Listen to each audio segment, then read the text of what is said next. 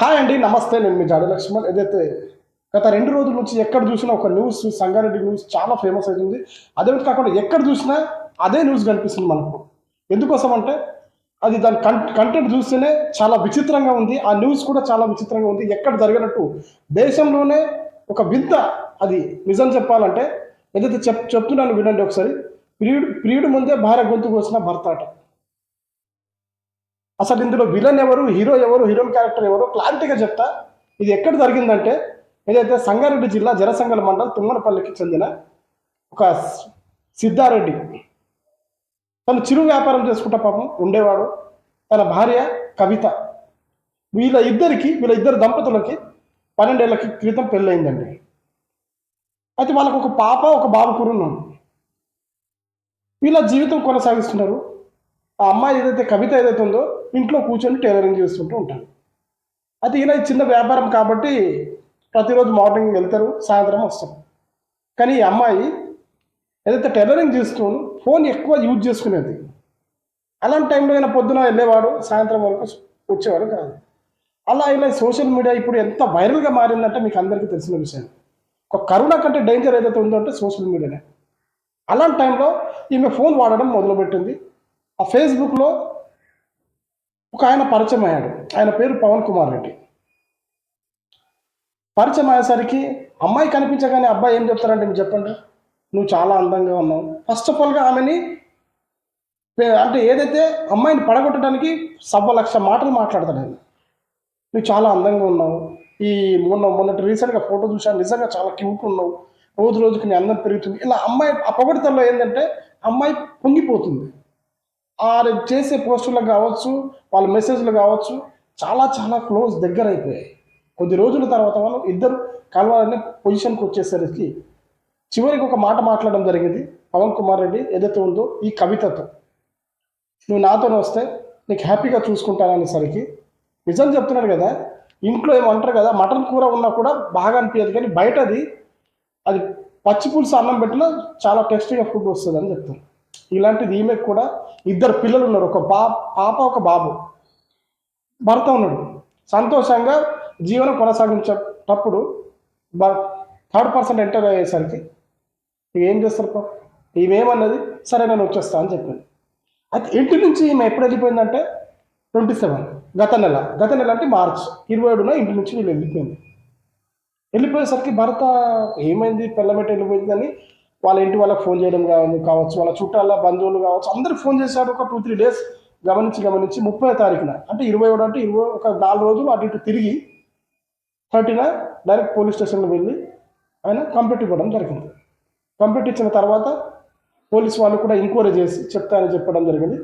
Enquiry చేసిన తర్వాత ఏదైతే 6వ తారీఖున ఈయన కంప్లైంట్ ఎప్పుడు ఇచ్చారు, ఏదైతే 30వ తారీఖున కంప్లైంట్ ఇచ్చారు.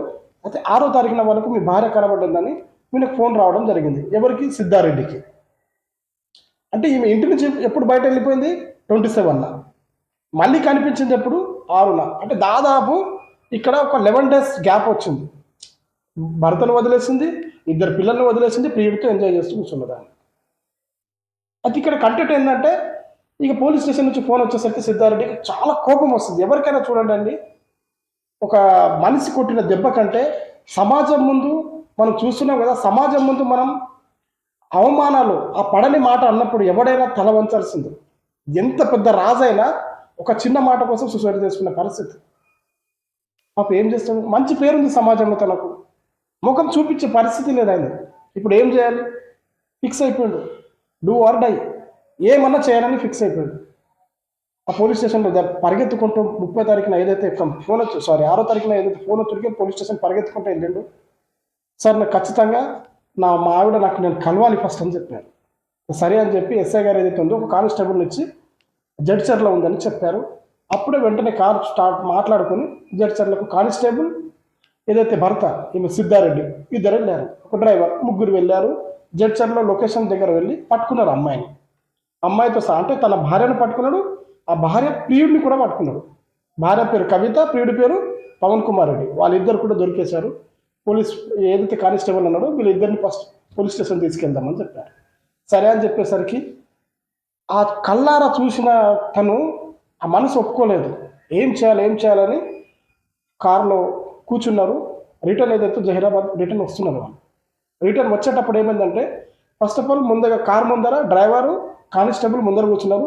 వెనుక సీట్లు ఏంపై వీళ్ళిద్దరు దంపతులు, కవిత అండ్ సిద్ధారెడ్డి, తన ప్రియుడు పవన్ కుమార్ రెడ్డి, వీళ్ళు ముగ్గురు వెనుక కూర్చున్నారు. ముందు వరుసలు వాళ్ళిద్దరు కూర్చున్నారు, పోలీస్ అండ్ డ్రైవర్. కారు వెళ్తుంది.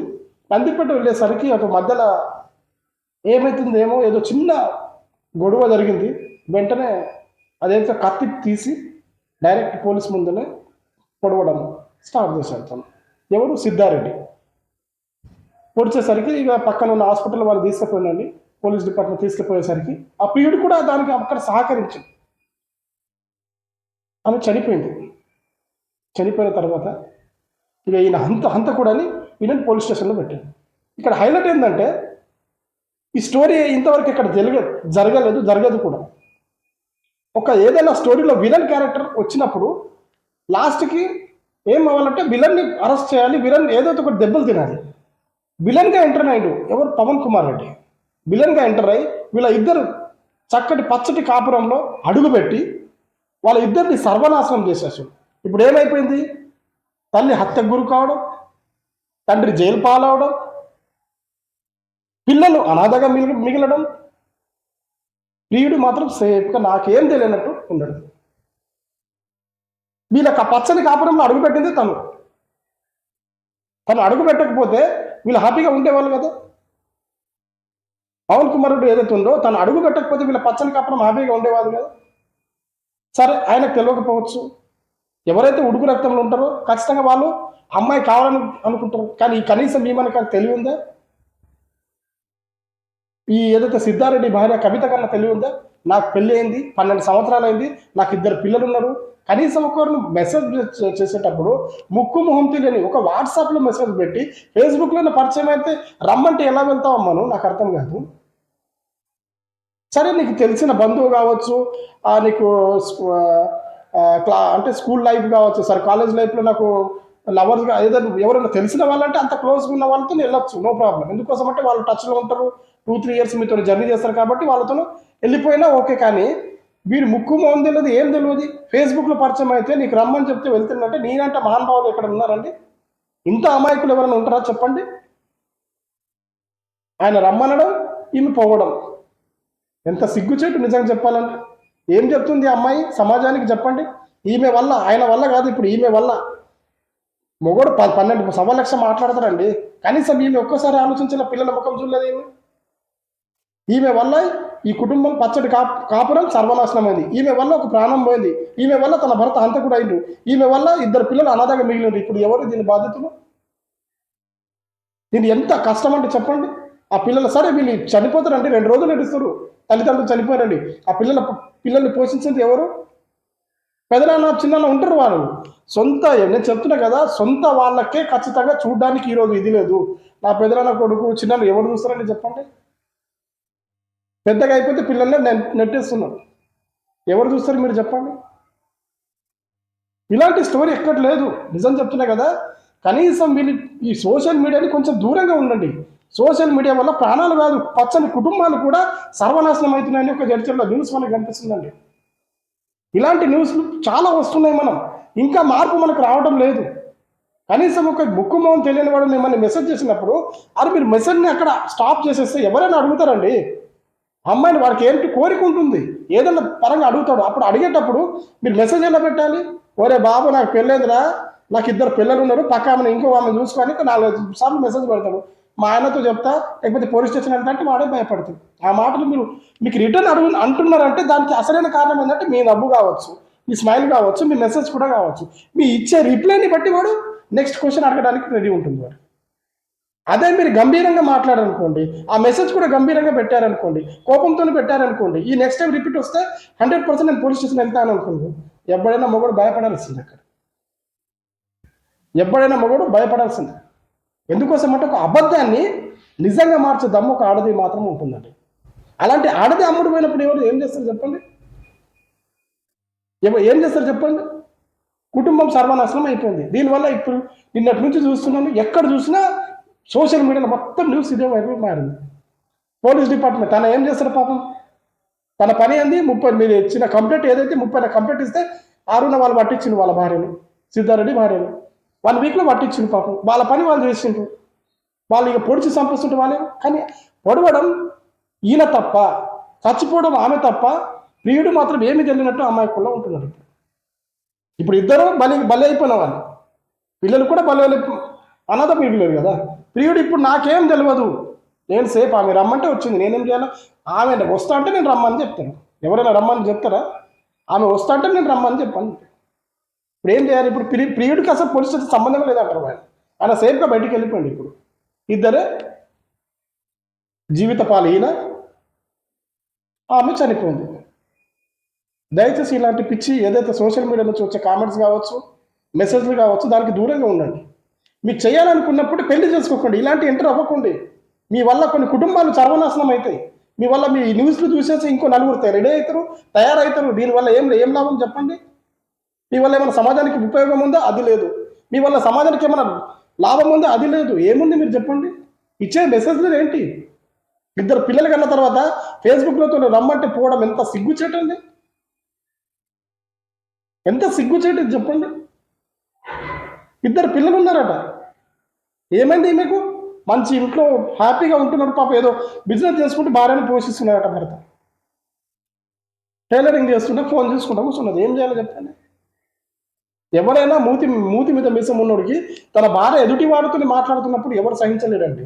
అని చంపేయడం కోపం కాకపోవచ్చు, కానీ ఖచ్చితంగా వాడికి ఒక పౌరుషం అనేది ఉంటుంది.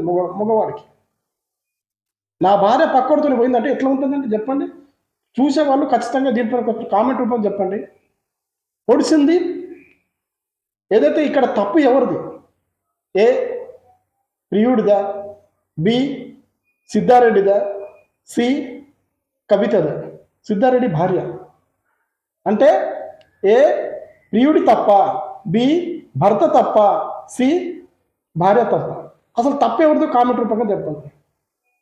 నిజంగా చెప్తున్నా, ఈ వీడియో చెయ్యాలా వద్దా అని నేనే ఆలోచిస్తున్నా. దీనివల్ల మెసేజ్ లేదు, కానీ ఇట్లాంటి పిచ్చి న్యూస్లు వస్తున్నాయి కాబట్టి నలుగురు సమాజానికి మీరు ఫోన్ని వాడడం నేర్చుకోవాలి, ఎలా వాడాలో నేర్చుకోవాలి. చాలా ఉపయోగాలు ఉన్నాయి ఫోన్ వల్ల, నష్టాలు కూడా ఉన్నాయి. దాన్ని ఫోన్ తప్పు కాదండి, మన తప్పు. దాన్ని ఎలా వాడితే అలా వస్తుంది ఫోన్. ఇలాంటి పిచ్చి వీడియోస్ దయచేసి మీరు పడకండి, అమాయకుల్ని బలి చేయకండి. చాలామంది ఇలాంటి సైబర్ క్రైమ్ గాళ్ళు ఎక్కువ చాలామంది ఉన్నారు, రెడీ ఉన్నారు తెలిసి ఎవరు మాట్లాడతారు. ఇప్పుడే వరంగల్లో న్యూస్ అందిన వార్త, ఒక లంబాడ తండాల పాపం బిడ్డను, ఒక అమ్మాయిని నలుగురు గంజాయి వాళ్ళు రేప్ కేసు చేసి చంపేశారు. ఆమెను కూడా ఇలాగే మెసేజ్ ద్వారానేట వాళ్ళ తల్లి ఏడుస్తూ వీడియో పెట్టింది. ఇప్పుడు నాకే జాలి అనిపిస్తున్నా, నిజం చెప్తున్నా కదా. ఆ వీడియో చూసి షాక్ అయిపోయినా. చెప్తారండి, అమ్మాయి ఉండేందంటే నలుగురు సర్చ్ చేస్తూ ఉంటారు, ఎక్కడ బాగుంది అమ్మాయి, ఆమెను మెసేజ్ పెడతా ఉంటారు. ఆమె మెసేజ్ పెట్టింది, వాళ్ళు మెసేజ్ పెట్టారు, అమ్మాయి వెళ్ళిందట. అక్కడ వెళితే వాళ్ళ ఎంజాయ్ని మొత్తం చేసేసి అవి తట్టుకోలేక చనిపోయింది. చనిపోయినప్పుడు లాస్ట్ ఏం చేసినప్పుడు ఉరికంబం ఎక్కి వాళ్ళే చెట్టుకు కట్టేసి పారిపోయినట్టు. ఇప్పుడు చెప్పండి, అంటే ఏదైతే మనం ఏదైతే హాస్పిటల్ తీసుకెళ్ళినప్పుడు రిపోర్ట్లో ఏం వెళ్ళాలి అక్కడ అంటే సూసైడ్ చేసుకున్నది వెళ్ళాలి.